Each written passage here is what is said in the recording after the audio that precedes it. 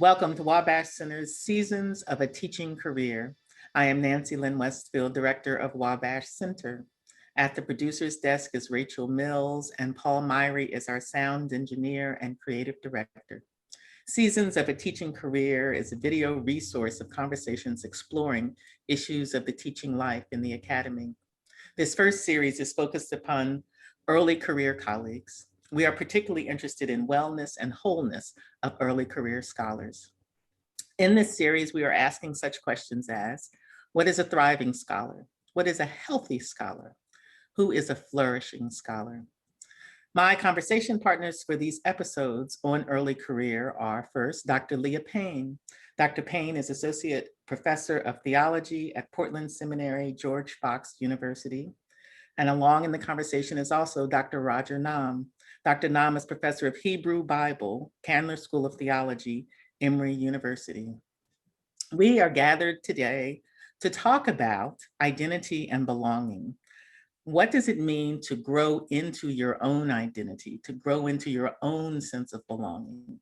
So welcome, Leah and Roger, to the conversation. Thank you for being here. Thank you so much for having us. Thank you for hosting these conversations. A joy to be here. At Wabash's pleasure. So Leah, let's start with you. Help us get a handle on this notion of identity and belonging from your perspective. You know, first off, I have to say, I'm so thankful that we're having this conversation because I always learn from these conversations personally, so selfishly, thank you. But also, I think that this kind of conversation, the style of conversation for many PhD students and new faculty members, it just doesn't really exist in the current form of doing higher ed and theological education. So I'm super grateful for that. I think when the message that I took from my doctoral program and really the early years of kind of trying to sift through my identity as a professor was that the academy is a meritocracy that is built on individual achievement, and also that a university functions like a family.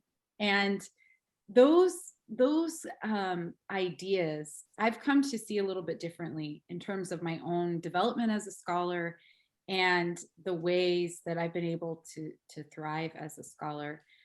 I was blessed with some really excellent mentors early on in my scholarly career. And through watching them and through explicit conversation, I've come to think not in terms of meritocracy, because I mean, there's a lot of literature about how flawed it is to think of the academy as a meritocracy. So for my own development, I've come to think of myself as growing by developing agency. So not by, getting like the prizes, the little prizes that you get along the way in the academy. It's like, oh, I published this and I, got this far on the ladder of success in the academy.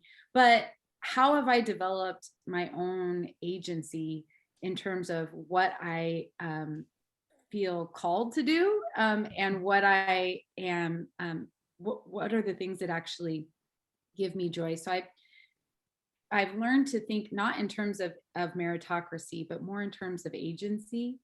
And also the development of my own career as a scholar, it's not been helpful for me to think in terms of individual achievement. I know that those are 9 times out of 10, those are the measures that we use for thinking through faculty life and how you've succeeded as a faculty member. But some of my best mentors taught me to think more in terms of networks, of relationships, of thriving. And so my, any individual thing that I may or may not achieve, or what looks like achievement, to the external world, I recognize myself as the result of these networks of cooperation, of empowerment, of care for one another. And then last, I think that we talked about this in our first conversation about thinking about the academy as a family. A friend of mine is a therapist. And I was telling her, I had this fun conversation with my Wabash friends about the academy as a family, and she said, oh, we should do some family systems theory analysis of that, if that's true, if that's a family, so one of the first questions that I was a senior scholar asked me early on in my career was, how will you grow as a colleague? How will you develop collegiality? And I think that thinking not in terms of family, but in terms of collegiality has been a really helpful way for me to think about myself as a scholar. So there's a shared work that we're doing together as colleagues, but it's not a family relationship. There are some professional boundaries that I've needed to set, and I've noticed that I've been able to thrive the most when I have thought about my own status in the academy as a colleague and not as a family. Because if I choose the family thing, then I end up, well, I'll speak for myself. I end up with a very dysfunctional family in my mind, and I'm functioning in a very weird dysfunctional role. But I'd love to hear from you all, about your own, how you've grown into thinking like, were there myths that you were given or that you kind of collected in your mind, even if nobody said them explicitly, that you've had to retool in order to thrive?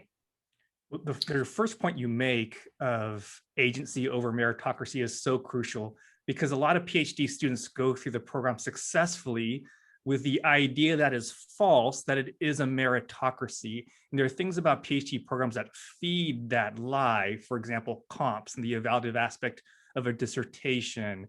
And this idea that you've achieved these things because of your sheer grit and raw intelligence, whatever that is. And so the idea is that you've earned this PhD, and that in totality is just not true. And so when they enter the academy, especially when they struggle for jobs, they'll often 180-degree shift to, it's not a meritocracy, it is random. It's just random how people advance, it's random. And that's not true at all. No hiring committee is picking out of a hat. That's just false.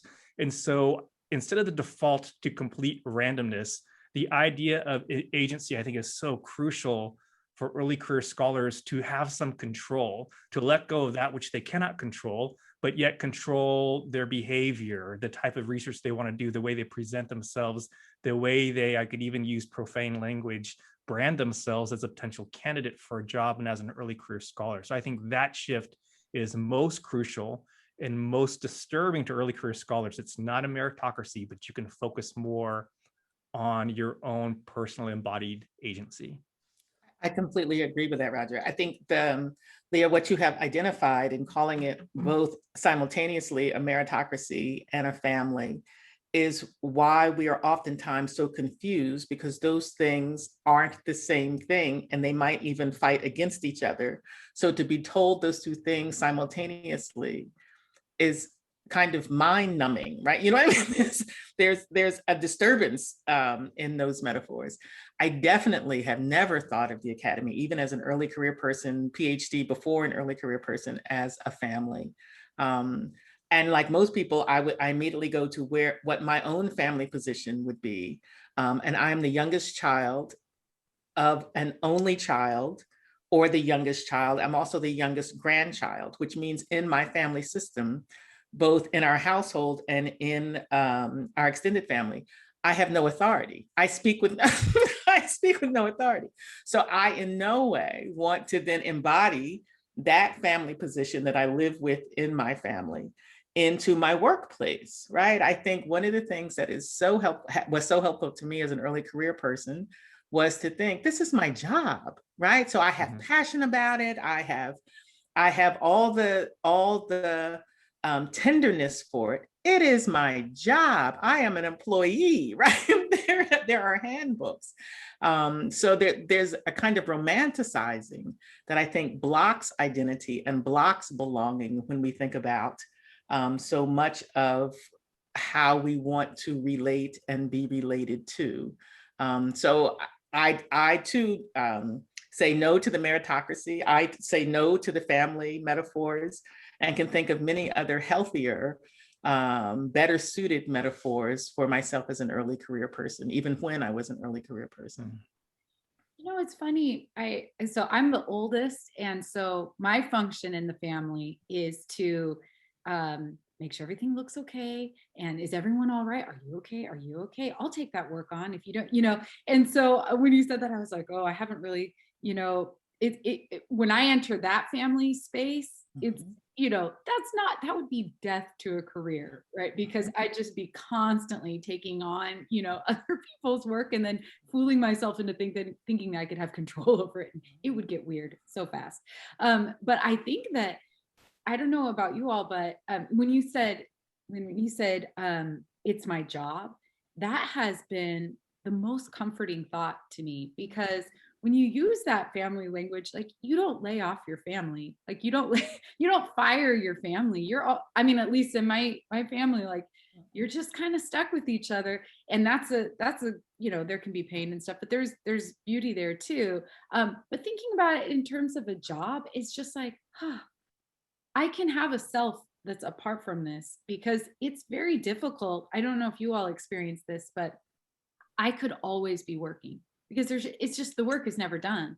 And so it's been helpful for me to think about it as this is a job. There needs to be life outside of that.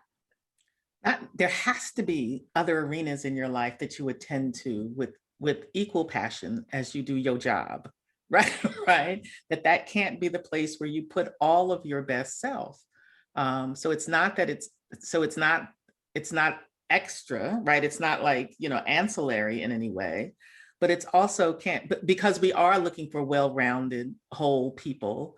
And they are not people who stay working all the time, all the time, all the time, and then get embittered in disappointment when the institution or when the community doesn't give back all that they have in gratitude for you sacrificing yourself to this meritocracy, Right. right? It's a self-defeating thing. And there are clear boundaries listed for us legally in the faculty handbook of what we're expected to do. I think thinking of colleagues doesn't negate that we can care and be considerate with one another, but it certainly protects those of us that to say no to certain things, to refrain yourself, and to have expectations that are commensurate to being colleagues and not little brother, little sister, or even worse, son or daughter, and expectations along those lines, because it's already there in a certain way with things like age and gender. There are already expectations set upon us. And so the family metaphor exacerbates that and the idea of colleague. And it's actually pretty hard for a lot of early career scholars, like, hey, come to our family, welcome to the family. It's really hard for us sometimes to resist that idea. It might be comforting for some, and especially when you enter your first position, you will probably be in the early career, most likely younger than the rest, and sometimes by quite a bit. And it's something to really think about and resist in ways to protect yourself in your own career. I remember one of the things that kept me from feeling like I belonged was my own fear about being in that space, that it was a new space for me, right? I had come from working in several local churches. I had traveled. I knew diversity. I knew, lots of things, in diversity. The academy is such a peculiar space that I had many fears when I was in the space as a junior person trying to find my way. And I knew even then I did not like welcome to the family. I did not like even being called a junior, right? Because that has all kinds of implications, right? As Roger, you're talking about, little sister, little brother, granddaughter, all those kinds of Granddaughter, things. yeah.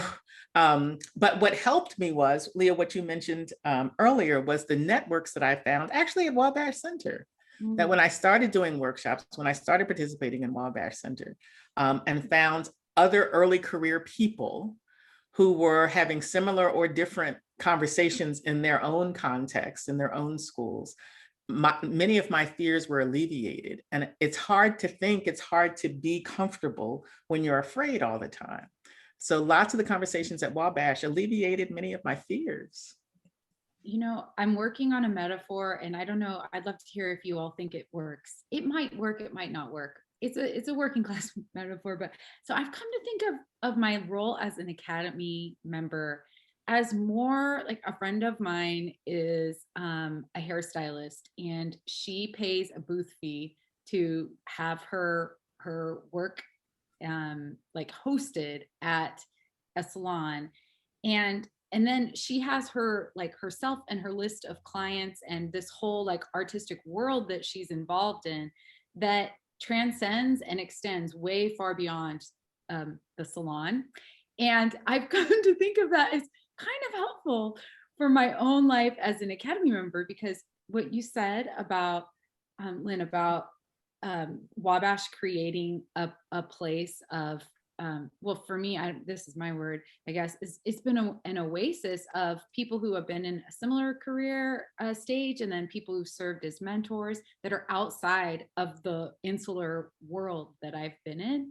And so when I think about my best self, I don't know, I'm not always functioning in my best self role, but it's when I think of myself as kind of like the hairstylist. Like I've got my university set up, it's my booth in my office.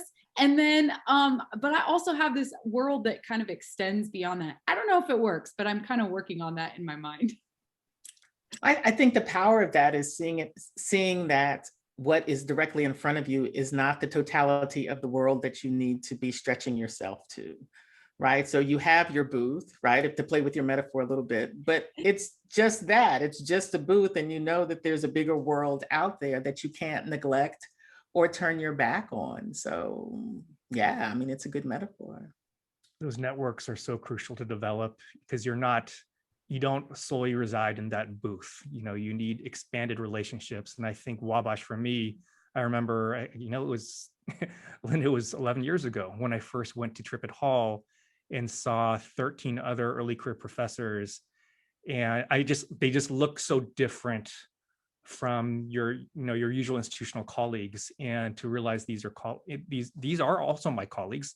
These are now my networks, and connected me to a world beyond the Northwest where I was from, beyond a Quaker-based Wesleyan holiness institution, beyond even the Guild of Biblical Studies. And so part of these lack of networks are sometimes our own faults when we silo ourselves and make ourselves so insular, not only within our guild, but within our subfield, within our guild, that I think Wabash really pushed me to expand my networks and to see the benefit and the symbiotic relationship I could develop with these other colleagues and scholars. I agree. And I also want to say that the agency, we mentioned agency a little bit earlier, the agency to continue friendships beyond the academy. I remember complaining about my job to friends who were elementary, high school teachers who would have to be in the classroom all day long, and who informed me, you have nothing to complain about. You only teach 2 classes a semester, so go sit down somewhere, right? And they're in the classroom 5 days a week. And for me, that was refreshing to hear that there are other worlds outside of the academy, to be reminded there are other ways to teach, there's other ways to think of yourself as a teacher. So just not, again, like you were talking about, Roger, just to isolate yourself into these very narrow places and think that is the totality of the world. We do ourselves, as well as the work and the passion we have for our work, a disservice by thinking our guild is the world, or our department is the world, and it's not.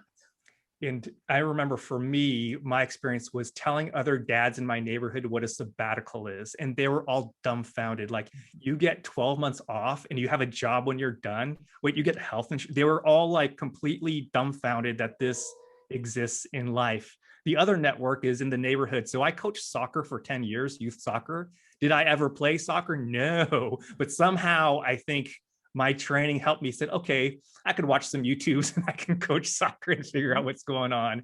And rather than lecture to a bunch of 6-year-olds for 50 minutes, put them in groups, make it very experiential, and and recruit help. I think platformed both biblical introduction class and 6-year-old soccer back in the day, those networks. So, I mean, it sounds maybe common sense, but I don't think it's common sense to encourage our early career colleagues to maintain their lives, right? I think so that the PhD crucible is so narrowing and is such a jealous process that requires all of your attention, that if that happens to you when you come out of that and join a faculty, that you have to intentionally work at rebuilding or continuing to build relationships, rebuilding your own interests beyond whatever your discipline is, you know, to unfold yourself, to kind of unfoil yourself into a human being that's breathing deeply as you do your work.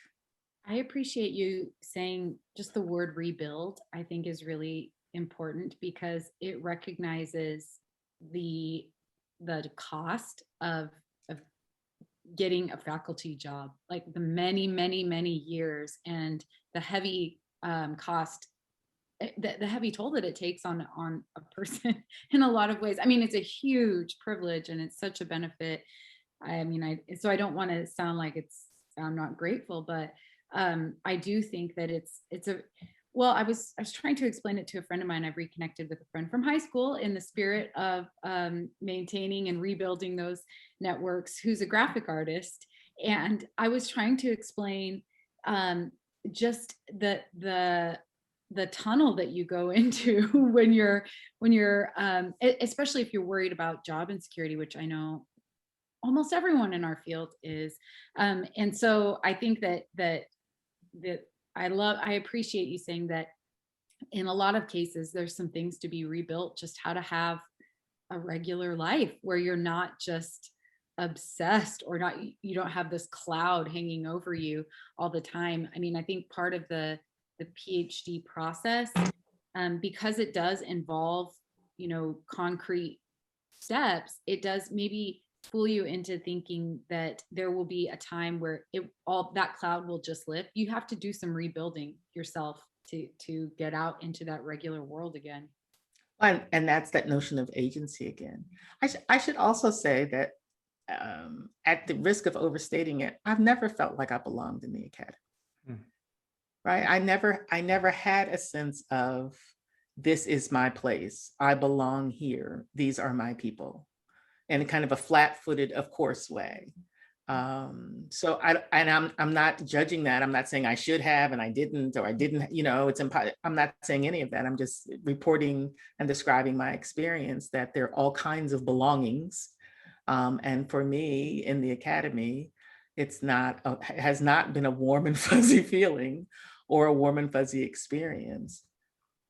I think it's very valuable for those that are, you know, mid-career and still struggle with belonging, which a lot of us do, but also it kind of eases the expectation for those that are early career thinking at some point I'm going to belong. No, after multiple books, tenure, many years under the belt of teaching, there's still a struggle with belonging. So that could really help with expectations and therefore the strategy and how you negotiate your own identity and belonging in the arc of your career. It's funny that you say that because I was just thinking about how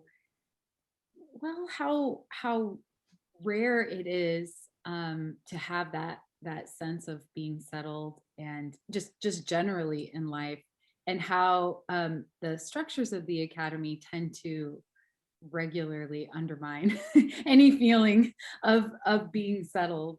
And yeah, so I appreciate even just hearing it out loud, how difficult that actually is. Hopefully that's encouraging to, you know, before I was in the academy, I worked in the music business. And I remember I was talking with somebody who'd gotten pretty much every award that you could get in music. And I remember thinking to myself, oh, this person is just as insecure as the person who's like waiting tables trying to make it. Like there's a part of this business that kind of undermines that kind of like contented sense of self and just a feeling of comfort. And maybe we need to think a little bit more about how the academy tends to feed that as well. I think it absolutely feeds that. But I do want to make a distinction between being confident and belonging. So I had confidence in myself. And I felt like I had the structures to be there. Whether my work was accepted was a different story. So my question is not, My issue is not was I insecure? Yes, I was secure. I was confident. Was I welcomed? And I'm going to report no, my work was not welcomed in the way that I saw other people's work welcomed. So I'm not talking about if I only would change my mind, these people like you. That's usually the question about belonging is, do they like you? Do they not like you? That's not the question I'm talking about. Because I would always say to my students, no, they don't like you. So get on with the work. Right? It's like, it's not that kind of contest. You know, it's a contest about, is your work credible? Is your work significant? Is your work influential? Does your work move the needle on human suffering? Those are the kinds of questions that I'm concerned about. And in doing that work, I'm also asking myself about belonging. Am I afraid? I was afraid every day. But as an African-American woman, those things don't eclipse the other, right? You keep doing the work, knowing you're competent, knowing you're afraid, and knowing people are probably saying, what's she doing here? All in the same matrix. Right. It underscores the importance of networks that can affirm who you are when maybe the institution is not providing that support. When you see other brilliant people that might have the same story, could be so powerful for you. And that network is often something you have to use your own agency to develop, to go beyond your guild even, beyond your institution, beyond your denomination, other natural organizations, to create that network that would help you sustain yourself in the long game of an academic career. So Roger, you have a videotape for us. I do, and you would think that I feel like I belong naturally 100% all the time, right? Well, maybe not so much. I'm gonna go ahead and share. One of the most significant exercises in belonging is moving into your office, going through this physical space and making it your own, making it your identity. And so, especially for early career scholars, the first moving into your office is such a huge symbolic space. You're literally staking a claim within a particular geographic space, saying this is yours, and you come with everything that is identified with this space. And so oftentimes there'll be your name in the front of the door, and you can put your degree with your name on there, and different pictures that you're associated with. I'm from California. There's a picture of Jackie Robinson and a picture of John Wooden and Lou Alcindor. And if I swivel my camera, you can see the Scholars Collection of books. And so these are books that are both influential in my own life, whether it be by research, people who have taught me, colleagues that I have, or ideas for future research as well. And also you'll often have these little decorations, pictures of families and friends, other things that are important to your life. And I'll swivel this a little bit more, show you certain things. You can see, if I tilt it, my Zoom pandemic teaching setup, and of course the view that I have. And I remember looking at this view for the first time when I moved here last summer, and thinking to myself, oh my goodness, what am I doing here? Why did I get this opportunity to teach at this institution? And why am I here? My colleagues before me are so accomplished and so smart and so bright. And why in the world am I occupying this space? So with this move-in, even though it is an exercise in belonging, for me, there is a tendency of evoking this imposter syndrome physically moving into my office. It's magnified when I look out at that view. And I actually think there's an element of imposter syndrome that is really healthy for us as we negotiate our belonging and our identity. And that is, imposter syndrome has some sort of recognition in a healthy way that what we have in these positions is a tremendous gift and privilege that we are to steward. And so looking out at that view, it reinforces to myself that I have this incredible privilege to be at this institution, to be a part of these students' lives, to be teaching these classes, and to be engaged in scholarship. And I am going to steward that tremendous privilege. I'm going to steward that opportunity by investing deeply, committing myself to be an outstanding educator, and also being a good role model for different students as well as other early career scholars. And so this gratitude is precisely how I decided that I will belong to this guild. So that was very interesting. Tell us what the imposter syndrome is. Yeah, like it was moving to the office, and especially it's happened my first time in 2008 as well, unpacking my things, and you're taking the space of another person, and you probably might not look like that person. And you have the word professor or doctor or PhD, and it just seems beyond what you might have imagined growing up, or beyond any role models that you might have seen. And for me, there's something that feels very healthy to recognize gratitude. So the opposite of this, and I know we see this, we have colleagues in our guild that feel that they are the divine gift to humankind. They are the best teachers ever. And the minute they retire, theological education is going to go downhill. Your institution is going to go down. They have so many gifts that they still have to give, and they hold on to that. And I never want to enter that space. I always want to be here with a moment of mission and vocational identity, that I'm here for a reason, and I'm going to cherish that reason and work towards that. I'm not going to work towards building my name up and all those other things, but I want to really invest in change lives and investing myself in certain communities and representing well, and to steward this opportunity. And I think that is, a healthy notion that I always want to be grateful for what I have. I never want to feel like I deserve it in an arrogant way, that this is mine, but this is just a space I will temporarily occupy, and someone else will move in this office at some other moment and carry on the good work.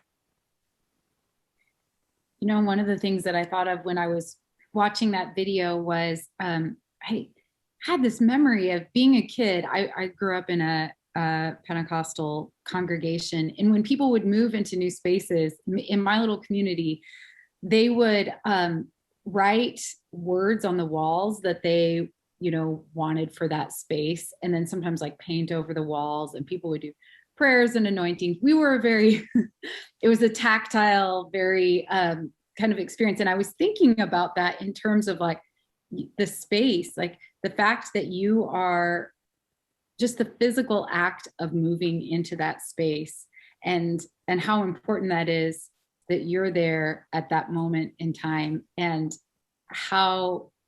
what a big deal it is that you are in that institution at that moment.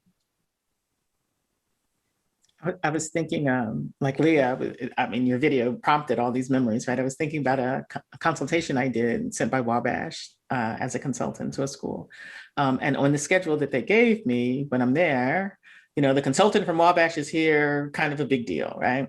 One of the time slots, one of the appointments I had was with one faculty person in his office, not in the place where I'd been meeting with groups of people, but I was supposed to meet with this gentleman alone in his office. Okay, fine, that's what they want me to do. I show up at his office. He's got a corner office. He has his large gesture when I walk in to show me his space. I sit down, we're talking, and at some point in the conversation, he lets me know that he has all new furniture in his office, because you see, he is the most important faculty person there. He is the senior, he is the grand poobah, he is the one. And without his say so, the project that I'm there to help consult with them on will not move forward. And I thought in that moment, what a small human being he was in that space, right? That his identity rested on that physical space and that furniture to communicate his influence and his power in that institution.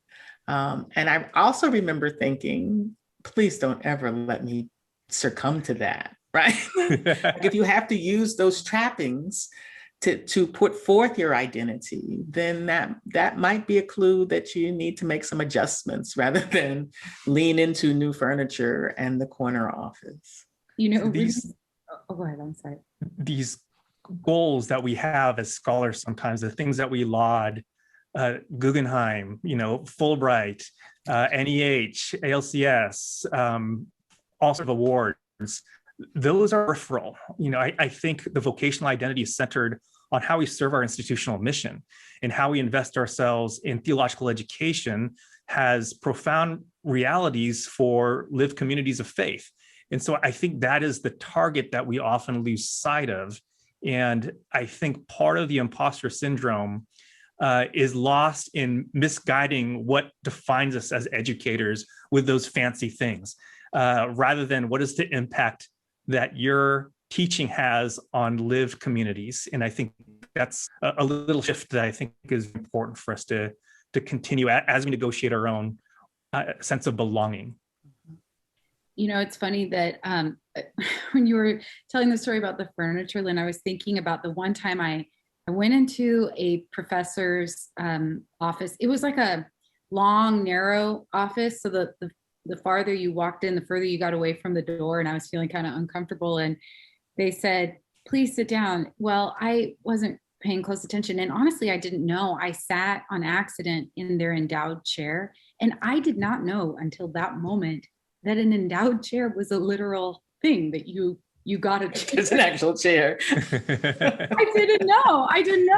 And I just thought it was some sort of figurative, I don't know, like a Harry Potter thing. You sit in, at the in the cafeteria or something.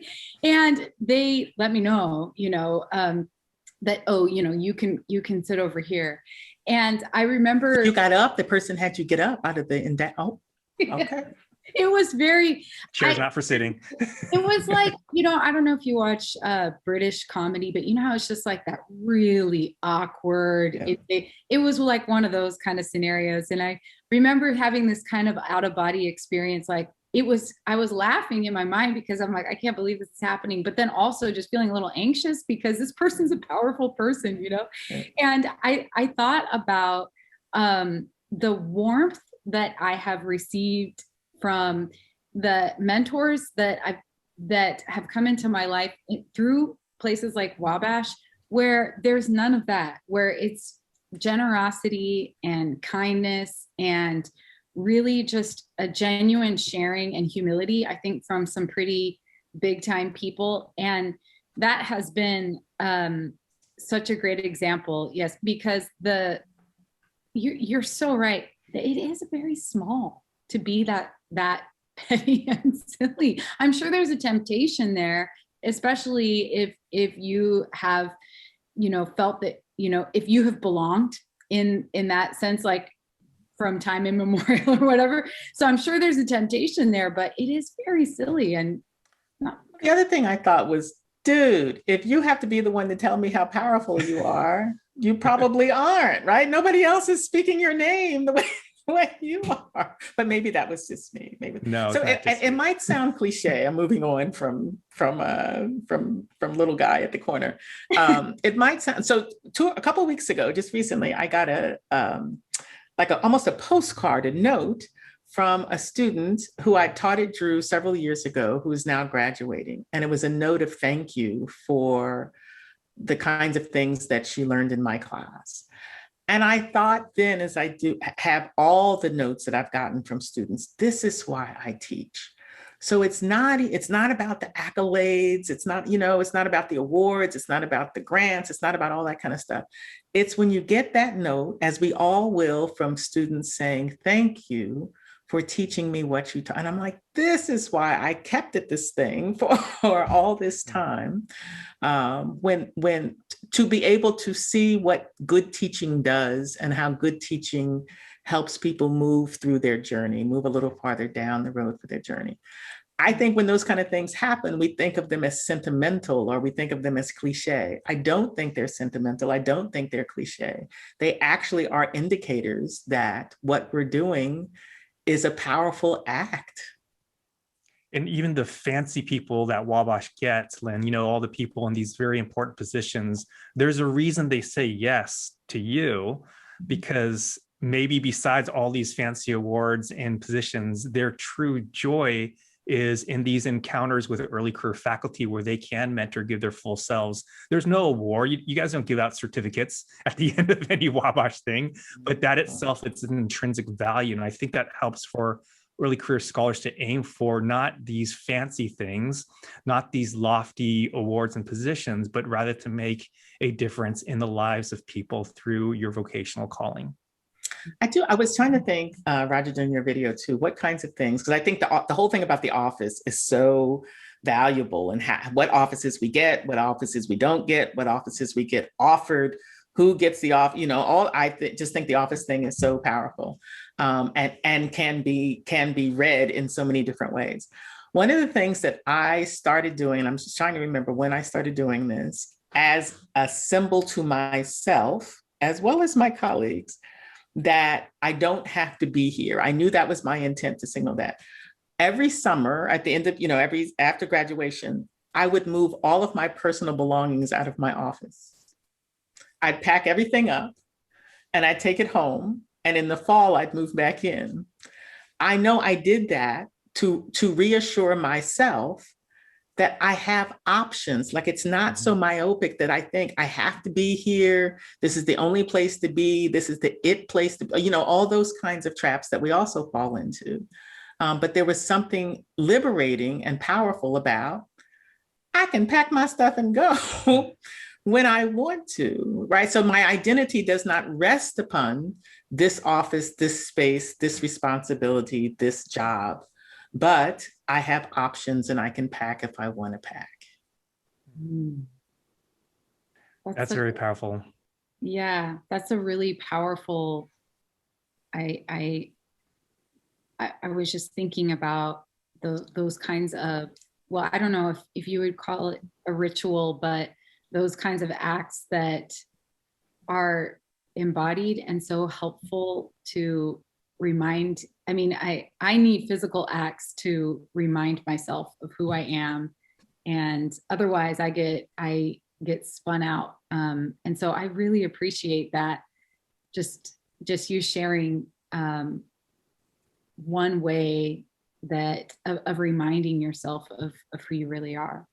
And there's something the office is owned by the institution, and you need access to the building, which is granted you by the institution. The idea of getting permission to use your own stuff, which is in your office, to having to have permission with that. And so that is a powerful statement. And also things that are precious to you, like, certain books in the library or whatever, the idea that that's now within your full possession. You don't need the card swipe to get access to the things that are very precious to you. It sounds like a very nice embodied experience to remind yourself that you're not, the institution doesn't own these things.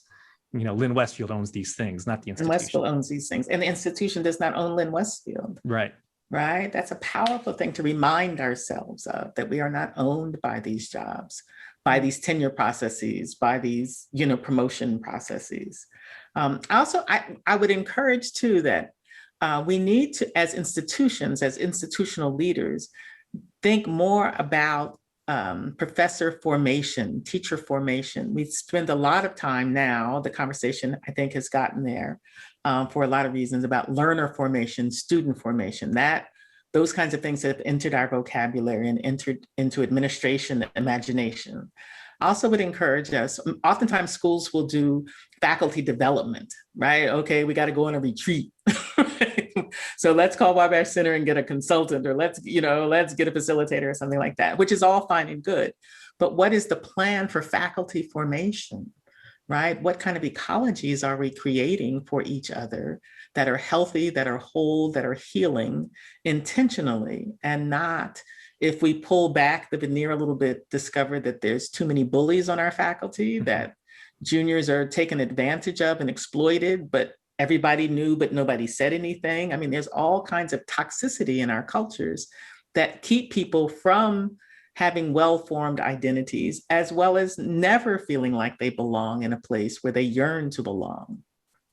I think you're so right about that. And I think now more than ever, that is a critical need, especially when so many of the modes of how we function together have been upended.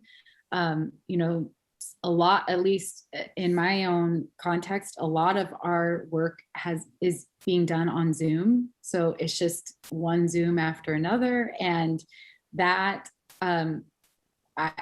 just the notion of formation and how like what we do from day to day makes us who we are is forming us into, you know, who we're becoming. I think that this is a really critical moment to be thinking deeply and carefully about what these rhythms are doing to us as you know, as scholars, and then also as colleagues in a larger ecosystem. And particularly for people, faculties who are joining back together and going to do faculty retreats to start the fall, what kinds of rituals are needed on those retreats? If people haven't seen each other in a long time, physically been in the same space for a long time, hopefully they'll be physically back together again, but you don't know who has lost relatives, who have lost friends, what kind of grieving they've done, what kind of situations they've been in their own households, you know, doing at-home schooling, at-home everything. But seizing the moment to say, we need to be a community that is supportive, a community that is caring and tries to create and attend to an ecology of care. Yeah, I have not been to an in-person faculty meeting ever, even though I'm close to finishing my first year. And I guess I'll see what that's like in the fall. And it's still a mystery. And to recover from, you know, how does this pandemic permanently influence our faculty lives? I think that's really important. And in a need for intentionality. Also with faculty formation, there is a tendency for formation to be the vision of replication, a dismissal of the gifts that early career faculty would bring, and a desire for straitjacketing. This is what a flourishing faculty must look like. And even the formation can be even aggressive and hostile if it doesn't succumb to what their vision of replication is. And the best PhD students will mold themselves and manipulate themselves into other people's sense of who they could be as faculty people. Yeah. You know what I mean? That it feels like the most malleable people who were highly successful in PhD programs continue that malleability as faculty people, which is not good for the colleague or for the faculty ultimately, right? So how do we help people say what their truest selves are, their authentic selves are, and that we try to assist that voice, try to assist those passions, try to assist rekindling that imagination.